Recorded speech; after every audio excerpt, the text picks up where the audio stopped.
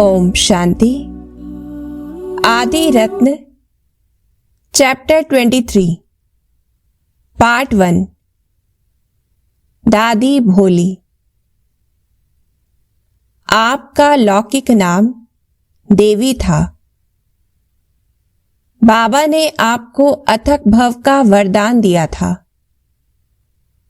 और भोली भंडारी कह महिमा करते हुए मुरली में याद करते हैं।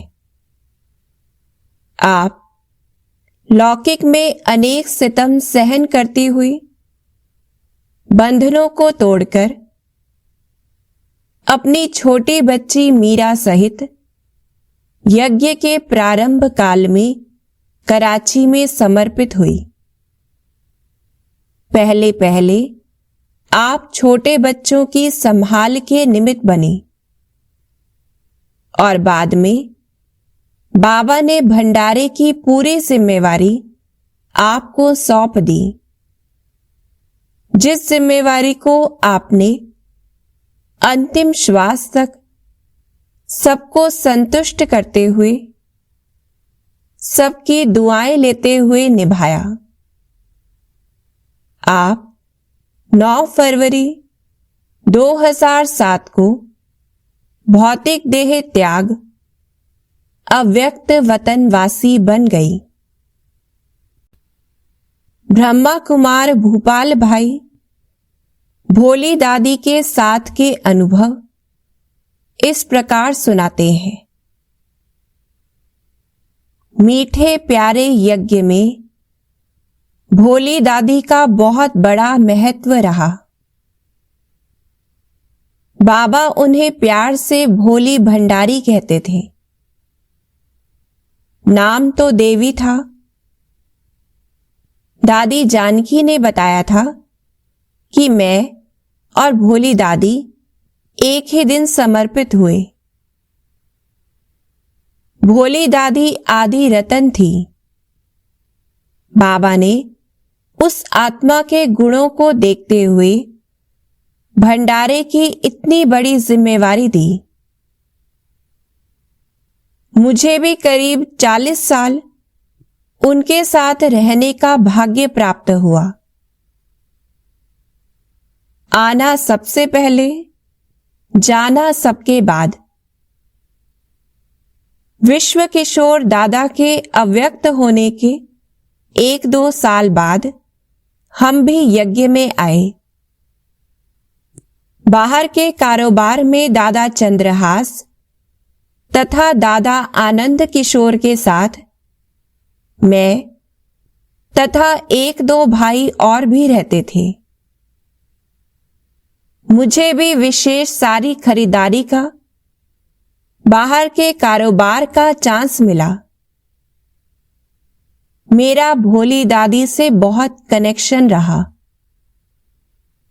भोली दादी अमृत वेले भंडारे में सबसे पहले आती थी और सबके बाद में जाती थी। उस आत्मा की इतनी बड़ी विशेषता रही, जो बाप दादा दादियों की आज्ञा से भोजन बनाती और मर्यादा पूर्वक भोग लगाने के बाद वो भोजन सबको मिलता। बाबा ने संदेशी को वापस भेजा। एक बार बाबा ने संदेशी को वापस भेजा कि बच्ची, भोली से पूछकर आओ, भोजन टेस्ट किया? दादी ने भोजन टेस्ट किया तो पाया कि नमक नहीं था। भोली ने बोला, बाबा, आपसे पहले मैं भोजन कैसे टेस्ट करूं? बाबा ने कहा, बच्ची, आपको बाप दादा की छुट्टी है कि पहले टेस्ट करो। भोजन में कोई बात की कमी ना हो, कोई चीज डालना भूल ना गई हो। इतना बड़ा महत्व था उस आत्मा का, जो बाबा से भी पहले भोजन टेस्ट कर फिर भोग लगाती थी। यह भाग्य सबको नहीं था, केवल निमित्त को था। इतना उत्तम भोजन दिल से प्यार से बनाती थी। यदि कोई उदास हो जाए, मूंझ जाए और कितना भी बड़ा महारथी उसे समझाए, भाषण करे, तो उसका मन बड़ी मुश्किल से बदलता है। लेकिन भोजन में इतनी शक्ति है कि यह आत्मा के विचारों को बदल देता है, आत्मा को शक्तिशाली बना देता है। ऐसे भोजन के निमित्त आत्मा को कितनी दुआएं मिली होंगी। कभी ना नहीं। भोली दादी में यह विशेष गुण था कि कभी भी किसी को ना नहीं कहा। कई बार हम देरी से आते थे, रात को 9 या 10 बज जाते थे। यदि किसी कारण से भोजन कम पड़ जाता, हम चारों तरफ चक्कर लगाते और दादी को बोलते, दादी भोजन तो है ही नहीं। तो दादी कहती, नहीं भाऊ, क्यों नहीं है, देखो बहुत है, आओ आओ। फिर दादी यहां वहां चक्कर लगाएगी, यह पतीला वो पतीला खोलेगी, देखेगी। फिर बाय चांस नहीं है तो बड़े प्यार से, लाड से कहेगी, भाऊ मलाई से खा लो ना। उनकी बातों से ही पेट भर जाता था, भूख चली जाती थी, संतुष्टता आ जाती थी। ऐसा उनका जवाब होता था। बहुत बार का हमारा ऐसा अनुभव रहा है। कभी नाराज होते नहीं देखा।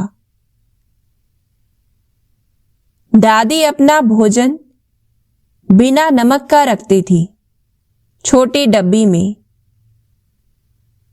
कभी किसी के लिए यदि कुछ भी ना हुआ तो उसी को छोक कर खिला देती थी और स्वयं नमक से या किसी चीज से चुपचाप खा लेती थी।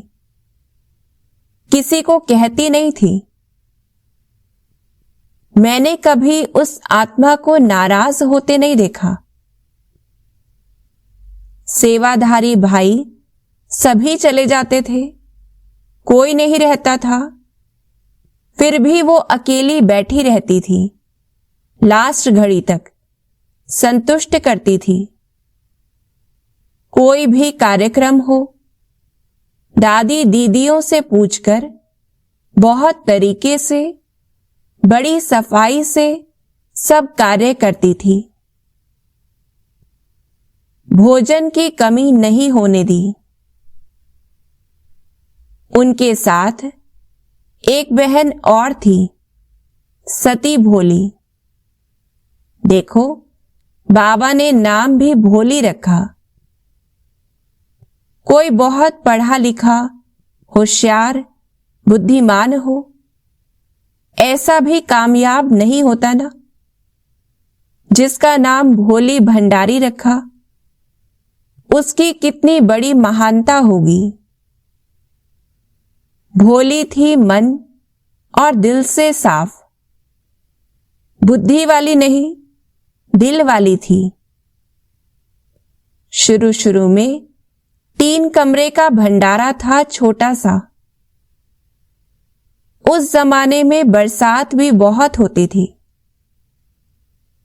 महीना भर नहीं रुकती थी। लकड़ियां गीली हो जाती थी।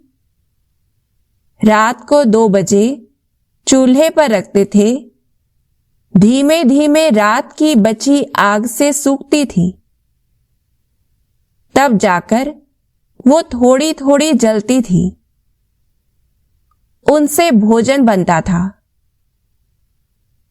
हैंडपंप चलाकर भंडारे का पानी इकट्ठा करते थे। मधुबन में एक ही नल था जहां अब बर्तन धुलाई होते हैं।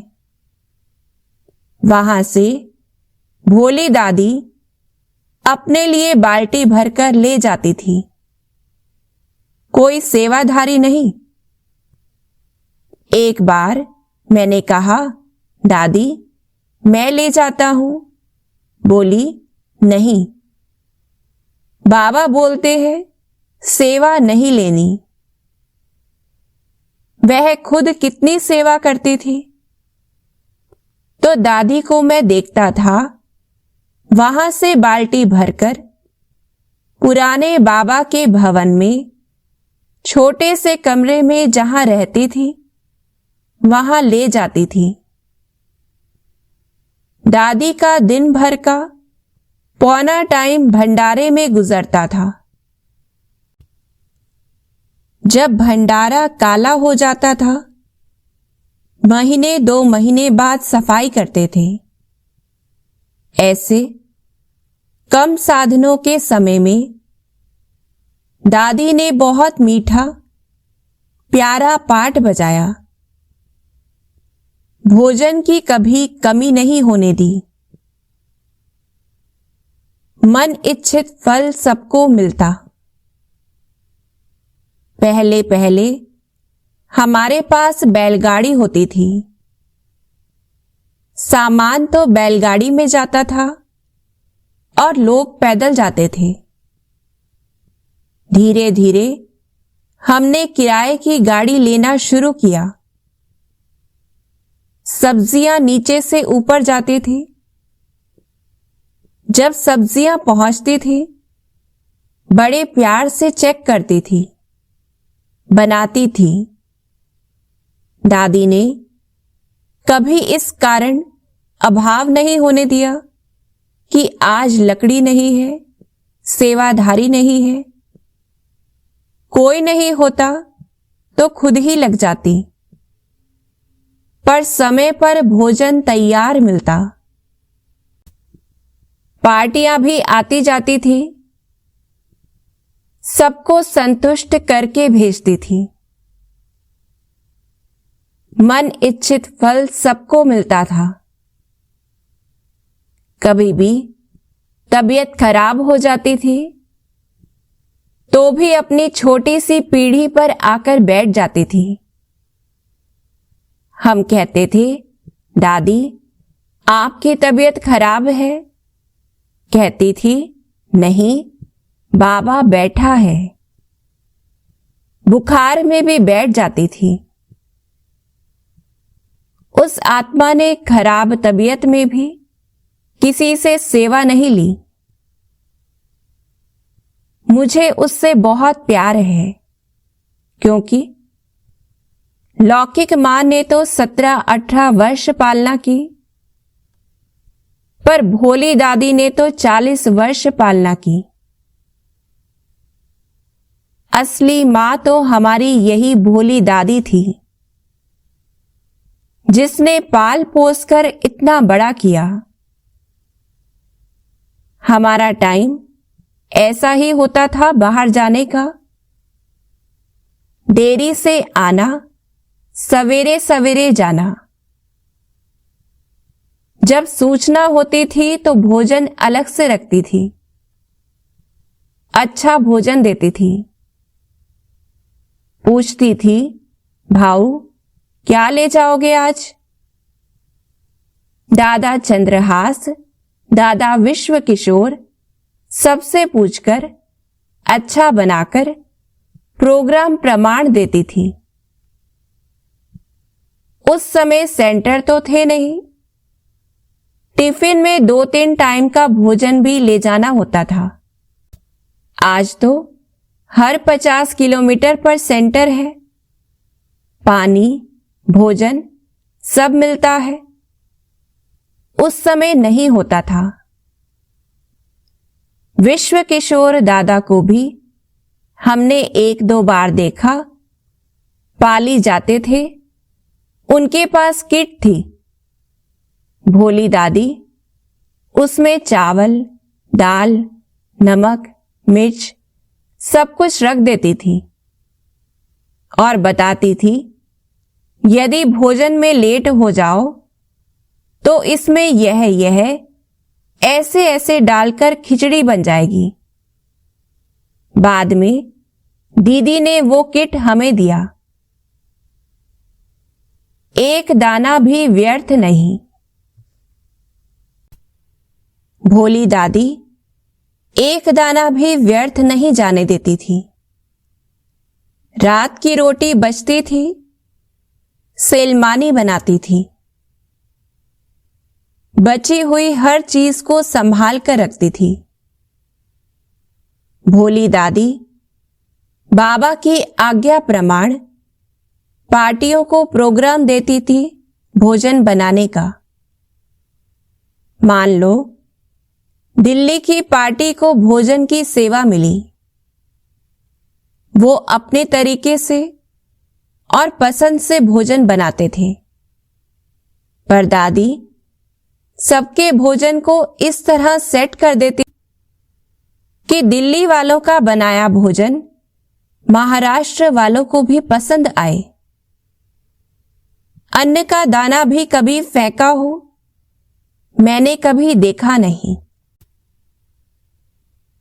दधीची समान हड्डियां सेवा में लगाई। दधीची ऋषि मिसल अंत तक सेवा की। जैसे बड़े बड़े भाषण करने वालों को बाबा याद करता है, ऐसे भोली भंडारी को भी बाबा मुरली में कितना याद करता है। शुरू में हम कम थे, काम बहुत करते थे। भोली दादी मुझे कहती थी, भाऊ मुझे दादी दीदी ने कहा है 3 बार आपको मक्खन खिलाना है। मैंने कहा, दादी सबको तो छाछ भी नहीं मिलती, पर मेरे को 1 बार तो जरूर खिलाती थी। ऐसी आत्माओं से हमें कितनी प्रेरणा लेनी चाहिए। समय बीतता जाता है, पुराने महारथी अपनी कर्मातीत अवस्था को पाते जा रहे हैं। हमें भी अपनी हड्डियां दधीची समान सेवा में लगानी है। भोली दादी के साथ भंडारे में लगभग 38 वर्षों तक सेवारत रहे ब्रह्मा कुमार सूर्य भाई। उनके साथ का अनुभव इस प्रकार सुनाते हैं। जहां शांति स्तंभ है, वहां बाबा के शरीर का अंतिम संस्कार करना था। बड़ा भावुक सीन था। बहुत सारी बहनों को कमरे में बंद कर दिया गया था। कारण आप समझ सकते हैं। कई बहनों के मन पर दूसरी तरह का इफेक्ट हो गया था। भोली दादी के मन पर भी हो गया था। अव्यक्त बाप दादा आए संतरी दादी के तन में। सवेरे का समय था। भोली दादी को ट्रीटमेंट के लिए अहमदाबाद ले जाया जा रहा था। उन दिनों जो भी जाते थे बाबा से छुट्टी लेते थे। भोली दादी को बाबा के सामने लाया गया। हिस्ट्री हॉल में 3 गद्दियां होती थी। एक पर बाबा विराजते थे, एक पर मम्मा, और यदि किसी बच्चे को बिठाना हो तो एक तीसरी भी थी। बाबा ने वो एक गद्दी अपनी गद्दी से मिला दी और भोली दादी को अपने समीप बिठाया। एक सुंदर सीन था। बाबा ने भोली दादी के सिर, मुंह हाथ, पैर, पूरे शरीर पर अपना हाथ घुमाया, टच किया पैर तक भी। फिर भोली दादी को कहा, बच्ची, माया नगरी में जाती हो, तुमको वहां नहीं जाना है। बाबा तुम्हारे लिए वतन से दवाई भेजेंगे। दादी बोली, नहीं बाबा, मैं नहीं जाऊंगी। बाबा की दृष्टि और प्यार पाकर वो ठीक हो गई। अहमदाबाद नहीं गई। दादी अथक थी। जैसे इतिहास में काल होता है, बुद्ध का काल, शंकराचार्य का काल, ऐसे ही यज्ञ में भी एक मम्मा बाबा का काल था। उसके बाद दीदी का काल, फिर दादी का। ऐसे ही भोली दादी का भी बहुत सुंदर काल था। कराची से लेकर आबू तक उन्होंने यज्ञ की जबरदस्त सेवा की। आबू में भोली दादी के सहयोगी के रूप में मैं और वल्लभ भाई दोनों छोटे थे। मैं 19 का था, वो 20 या 21 का रहा होगा। हम थक जाते थे। वो हमें कहती थी, मैं बूढ़ी थकी नहीं और तुम जवान थक गए। हम में फिर वही उमंग आ जाता था। सवेरे से उनकी सेवा चालू हो जाती थी। पहली चाय वही बनाती थी, अमृत वेले 3 बजे उठकर। किचन के अलग अलग विभाग उन दिनों नहीं थे। एक ही जगह भोजन, दूध, टोली सब रहता था। भोली दादी में वो सब क्वालिटीज थी जिनके आधार पर भगवान किसी को प्यार करता है। आप सब जानते हैं क्या है वो क्वालिटीज। सरलता, भोलापन, निर्मलता, सत्यता, तेरा मेरा न हो, छल कपट ना हो। किसी ने कभी उनके मुख से नहीं सुना कि मैं इतना काम करती हूं, मुझे यह चाहिए, मुझे भी स्टेज पर बिठाया जाए, मेरा भी सम्मान हो। बहुत सेवा करने के बाद भी जैसे उन्हें यह आभास ही नहीं था कि वो कुछ करती है। यह बहुत बड़ी क्वालिटी थी। बहुत निर्मल चित्त थी। दादी में सभी को संतुष्ट करने की एक नेचुरल प्रवृत्ति थी, जैसे उन्हें कुछ करना नहीं था। वो किसी को संतुष्ट ना करे तो उनको परेशानी हो जाती थी, इसलिए संतुष्ट करने में जीवन लगाया। जागती रहती, नींद भी छोड़ दी, दिन में सोती नहीं थी, कुर्सी पर ही थोड़ी बहुत सो लेती थी, फिर कामकाज में लग जाती थी। जब हम आए तो हमको सबने कहना शुरू किया कि भोली दादी को थोड़ा सुख तो दो, थोड़ी ड्यूटी तुम ले लो। फिर हमने और वल्लभ भाई ने चाय की ड्यूटी, टोली की, स्टोर की, सब्जियों आदि की ड्यूटी संभालनी शुरू की। अब तो स्टोर में सामान खरीदा जाता है। पहले माताएं भाई थोड़ी थोड़ी चीजें लाया करते थे। 1 किलो चाय, हल्दी, लाल मिर्च, इस प्रकार की चीजें आती थी। दूसरे तीसरे दिन हम इन चीजों को सेट करते थे। दादी बिल्कुल निर्मल चित्त थी, हर बात में हाँ जी। कभी कभी हम भी कह देते थे, दादी आप हर बात में ही हाँ जी कह देती हो। कभी कभी तो लगता था कि बाबा या दादी उसे कह दे कि यह तारा जो आसमान में दिख रहा है तोड़ लाओ, सब्जी बना दो, तो वो यह नहीं कहेगी नहीं बाबा। वो यह नहीं कहती थी यह काम नहीं हो सकता।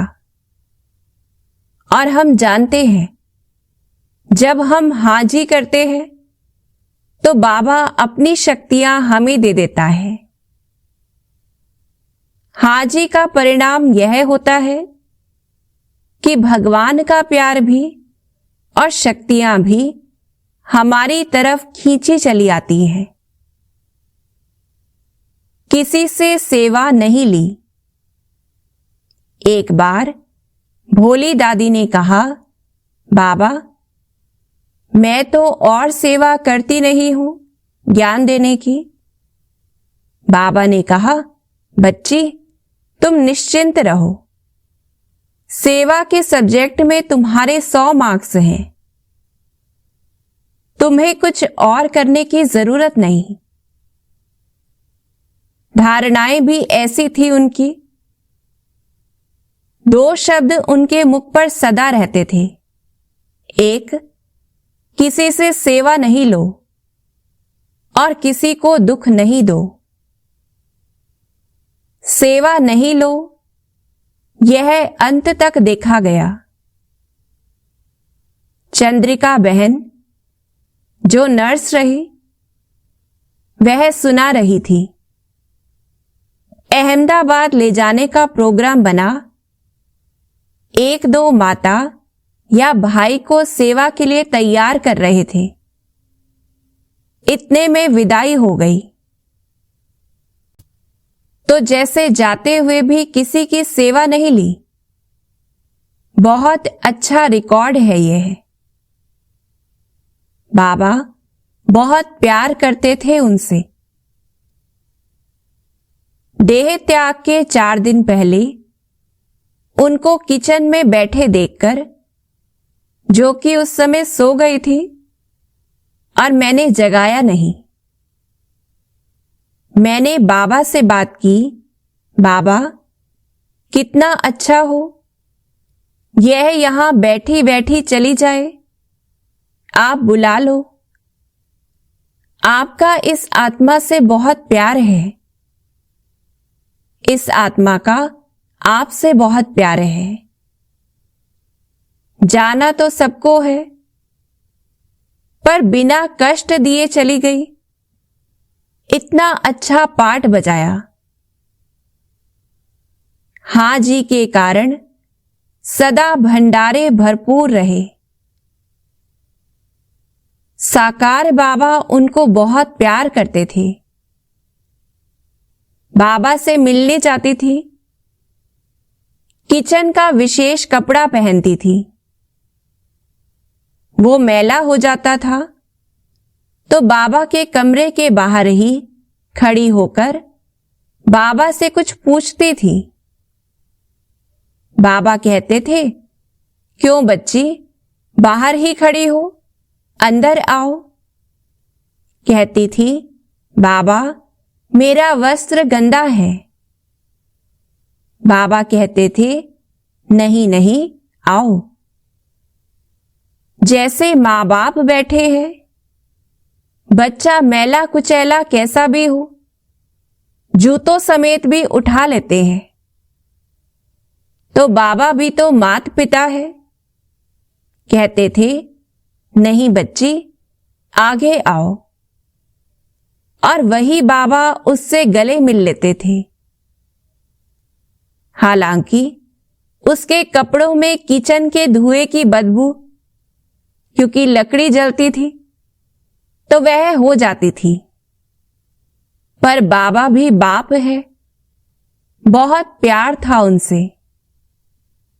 बाबा कम से कम 3 बार किचन में जाते थे। सवेरे 6 बजे रूम से निकलते थे, 6:10 पर क्लास में होते थे, 6:15 पर मुरली शुरू हो जाती थी, 10 मिनट बाबा के चक्कर लगाने के होते थे। बगीचे से होकर किचन में जाते, ठीक 6:10 पर क्लास में पहुंच जाते थे। ऐसा टाइम था बाबा का कि लोग अपनी घड़ियां मिलाते थे। बाबा निकला है कमरे से, अवश्य 6 ही बजे होंगे, 1-2 सेकंड आगे पीछे नहीं। बाबा जब आते थे भंडारे में, उसे देखते थे, बहुत काम करती थी। सभी बताते थे कि दादी बहुत सेवा करती है, सबको संतुष्ट करती है, किसी को बुरा नहीं बोलती है। दादी जी भी 3-4 बार किचन में आती थी। कमल जैसा चित पानी पड़ा और बह गया। एक छोटी कन्या थी जो भोली दादी से बहुत लड़ती थी। लड़कर 1 घंटे में आई, बोली, भोली मुझे कुट्टी अर्थात चूरमा खिला दो। दादी ने कहा, हाँ हाँ क्यों नहीं। उसको स्पेशल बनाकर दिया। हमको बड़ा आश्चर्य लगा कि अब तो लड़के गई थी, फिर आ गई और चूरमा मांग रही है देशी घी का। भोली दादी भी कितना प्यार से खिला रही है। मैंने कहा, दादी ये रोज लड़ती है, फिर तुम इसे बना बना कर देती हो। कहती थी, बाबा के बच्चे हैं, कहां जाएंगे, दिल होगी तो यही तो खाएंगे ना। स्थिति हो तो ऐसी हो, चित्त की निर्मलता है ना यह। अच्छे अच्छे योगियों के चित्त पर नहीं रहती ऐसी निर्मलता। उसका चित्त कमल की फूल की तरह था। पानी पड़ा और बह गया। हम सब भगवान को प्यार करते हैं, पर कुछ ऐसे हैं जिन्हें भगवान प्यार करता है। उनमें से एक थी हमारी भोली दादी। बच्चों ने किया है श्रृंगार। भोली दादी के अव्यक्त होने के बाद संदेश में था कि वह सजी हुई बैठी थी बाबा के पास और बाबा को कह रही थी, बाबा यह क्या है, यह श्रृंगार उतारो, मुझे अच्छा नहीं लग रहा है।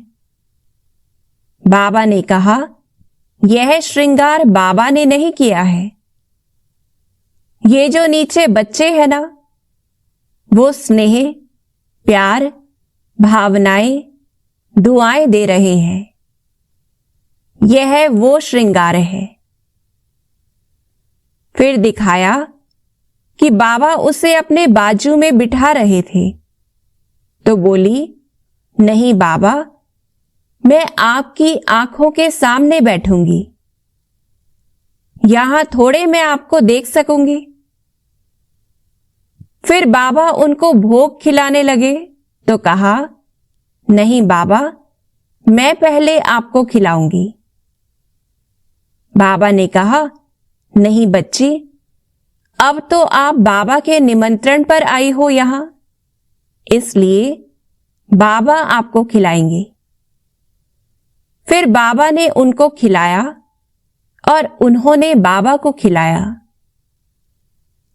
फिर बाबा ने कहा, बच्ची, बहुत समय से सोचती थी ना कि बाबा अपने साथ रख लो मुझे। अभी तो आप रहो यहां आराम से बाबा के पास। तो इतना अच्छा संदेश था दादी का। बहुत अच्छा पाठ बजाया उस आत्मा ने।